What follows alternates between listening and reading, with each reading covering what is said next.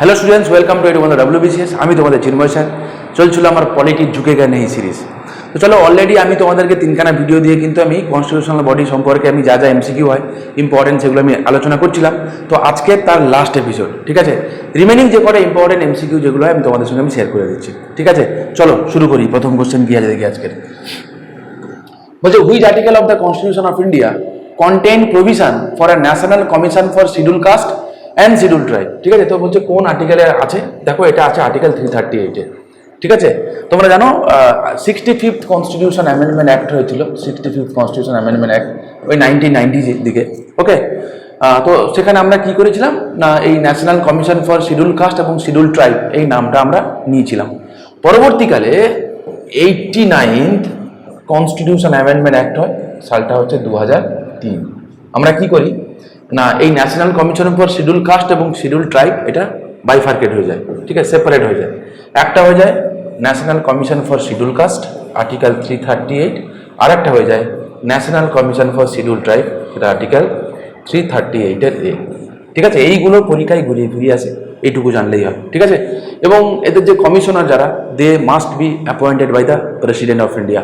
এদের সার্ভিস কন্ডিশনকে ডিসাইড করে, এটাও তাই, প্রেসিডেন্ট অফ ইন্ডিয়া। ঠিক আছে, চলো, এদের স্যালারি কোথা থেকে দেওয়া হয়? From consolidated fund of India থেকে। বাস এই কয়েকটা সাধারণ জিনিসপত্রগুলো আমাদের জেনে গেলেই হবে। চলো নেক্সট কোশ্চেন দেখি। The constitution 89th amendment act 2003 established. ঠিক আছে, আমি অলরেডি বলে দিয়েছি। তাহলে এটা কোথায় হবে? দেখো, এটা হবে তাহলে কি, the national commission for schedule caste and the national commission for schedule tribe কি আলাদা আলাদা দুটো সেপারেট বডি হয়ে গেছিল। ঠিক আছে, আর প্রথম দেখো রাইট টু এডুকেশন, এটা কিন্তু 89th নয়, এটা হতো অ্যাকচুয়ালি 86th। ঠিক আছে, কনস্টিটিউশন অ্যামেন্ডমেন্ট অ্যাক্ট 2002। ঠিক আছে, আচ্ছা চলো নেক্সট দেখি।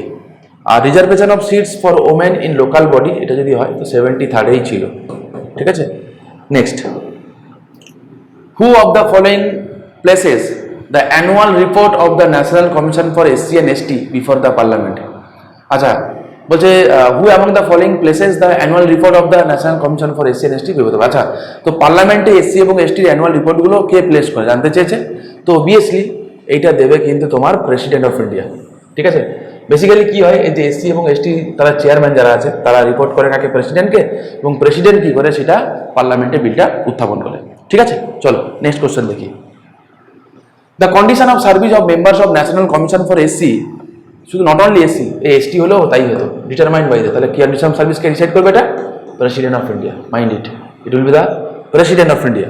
Next, which of the following committees বা commission recommended the establishment of office of the special officer for linguistic minority. দেখো, স্পেশাল অফিসার ফর লিঙ্গুইস্টিক মাইনরিটির কথা এটা আমরা করেছিলাম থ্রু স্টেট রিঅর্গানাইজেশন অ্যাক্ট। ঠিক আছে, বা 7th constitution amendment act of 1956। ঠিক আছে, তাহলে স্টেট রিঅর্গানাইজেশন অ্যাক্ট, তাহলে C will be the right answer. এটা কিন্তু খুব খুব খুব ইম্পর্টেন্ট, অ্যামেন্ডমেন্টটা মাথা রেখো, 7th কনস্টিটিউশন অ্যামেন্ডমেন্ট অ্যাক্ট। ঠিক আছে, চলো next. The article of the Constitution of India containing the provision for the special officer for linguistic minority, আমি অলরেডি বললাম তোমাদেরকে, এটা কথা হবে তাহলে আর্টিকেল 350-এর B। ঠিক আছে, আর্টিকেল 350-এর A যেটা, এটাও ভেরি মাচ ইম্পর্টেন্ট। কেন ইম্পর্টেন্ট? কারণ বলেছিলাম যে মাতৃভাষার মাধ্যমে আমরা শিক্ষাদান দেবো। ঠিক আছে, মাতৃভাষার মাধ্যমে আমরা শিক্ষাদান দেবো, মাথায় রেখো। Next, which article mentions about the finance commission. তো কোন আর্টিকেলে ফাইন্যান্স কমিশনের কথা আছে? খুবই সহজ আর্টিকেল, আর্টিকেল 280। ফাইন্যান্স কমিশনের কথা বললে এটাও একটা কনস্টিটিউশনাল বডি। প্রেসিডেন্ট প্রত্যেক 5 বছর অন্তর, ঠিক আছে, প্রত্যেক 5 বছর অন্তর ফাইন্যান্স কমিশন গঠন করেন। ঠিক আছে, প্রত্যেক 5 বছর অন্তর ফাইন্যান্স কমিশন গঠন করেন। আচ্ছা, আর একটা কথা তোমাদের বলে রাখি যে ফাইন্যান্স কমিশনার যিনি হবেন, আচ্ছা এর স্ট্রেংথ কত? 1+4। ঠিক আছে, চেয়ারম্যান প্লাস 4 আদার মেম্বার্স। এটুকু বলা আছে, যিনি চেয়ারম্যান হবেন তার এমনি কোনো কোয়ালিফিকেশন নাই, তার জন্য পাবলিক অ্যাফেয়ার্সে তিনি দক্ষ, মানে তিনি যেন দক্ষ হন। ঠিক আছে, যিনি চেয়ারম্যান হবেন কিসে না, পাবলিক অ্যাফেয়ার্সে। ঠিক আছে, পাবলিক অ্যাফেয়ার্সে তার নলেজ থাকলেই হবে, বাস, আর কিচ্ছু না। চলো next. The first finance commission was constituted. তো প্রথম ফাইন্যান্স কমিশন তৈরি করা হয়েছিল কবে? 1951 সালে। কে ছিল বলতো? KC নিয়োগী। ঠিক আছে, KC নিয়োগী। এখন চলছে 15th ফাইন্যান্স কমিশন। ঠিক আছে, টেনিওর কত? 2020 থেকে 2025। ওকে, এবং এখন আছে নন্দ কিশোর সিং। ঠিক আছে, মাথায় রেখো। চলো নেক্সট কোশ্চেনে দেখি। ফাইন্যান্স কমিশন কনসিস্ট হয়, আমি বললাম দেখা চেয়ারম্যান অ্যান্ড 3 আদার মেম্বার হবে না, chairman and 4 other member, obviously this is the right answer. ঠিক আছে, চলো নেক্সট দেখি। হু of the following constitutes a finance commission for India? তো ফাইন্যান্স কমিশন কে কনস্টিটিউট করতে পারে? দেখো এইটা করে one and only the president of India. ঠিক আছে, দেখো সেম কথাগুলো আমি অলরেডি একটা বলে দিই, স্টেট ফাইন্যান্স কমিশনারের কথা, সেটা করে কিন্তু প্রেসিডেন্টের জায়গায় গভর্নর হয়ে যাবে। ঠিক আছে, প্রত্যেক 5 বছর অন্তর করা হয় এবং সেটা কবে তৈরি করা হয়েছিল? Through 73rd constitution amendment act করে। আর্টিকেল কত স্টেট ফাইন্যান্স কমিশনের? আবার একবার বলে দিই, আর্টিকেল 243 আইতে আছে। ঠিক আছে, অ্যাপয়েন্ট করবে কে? President, sorry governor. Service condition কে ডিসাইড করবে? গভর্নর। সরাবে কে? প্রেসিডেন্ট। মাইন্ড ইট, সরাবে কে? প্রেসিডেন্ট। ঠিক আছে, আচ্ছা স্যালারি দেবে কে? স্যালারি দেবে from consolidated fund of state থেকে। ঠিক আছে, আর ফাইন্যান্স কমিশনার যেটা 280 from consolidated fund of India থেকে। চলো next. Finance commission is constituted by the president in every 5 years। ঠিক আছে, চলো নেক্সট কোশ্চেন দেখি। Point out what is not the primary function of the finance commission of India? তো বলছে কোনটা একটা প্রাইমারি ফাংশন নয় সেটা জানতে চেয়েছে। Okay, prepare estimates of consolidated fund of India. আচ্ছা, distribution of net proceed of tax between the central and state, তো বিএসডি করে, এটা তো তার মানে একটা আনসারে হবে না। Determine factors governing granted aid to the state, তো বিএসডি হবেই হবে। Granted aid article 275, supplementary grant article 282, তো এটা হবেই হবে।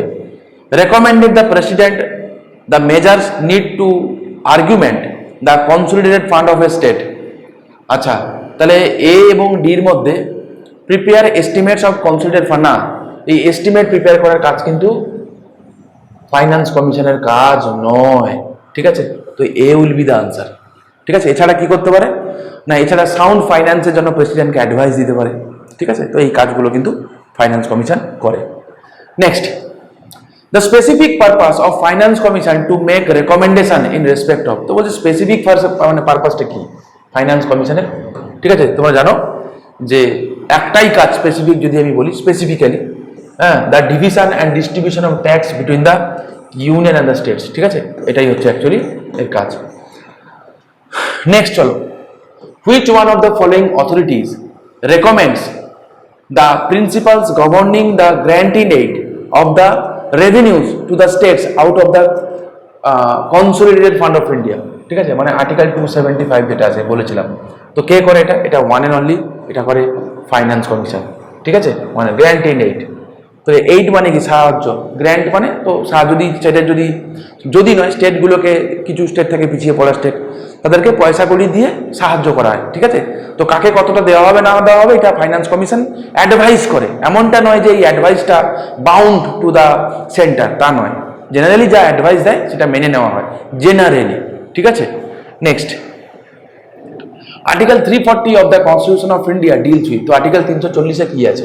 ঠিক আছে, এখানে তোমরা জানো ব্যাকওয়ার্ড ক্লাস কমিশনের কথা আছে, এবং ব্যাকওয়ার্ড ক্লাস কমিশনকে অ্যাপয়েন্ট করতে পারে কে? মানে কমিশনারকে অ্যাপয়েন্ট করতে পারে কে? 17, এটা is the president of India. ঠিক আছে, প্রেসিডেন্ট অফ ইন্ডিয়া, বাস বাস বাস, যথেষ্ট।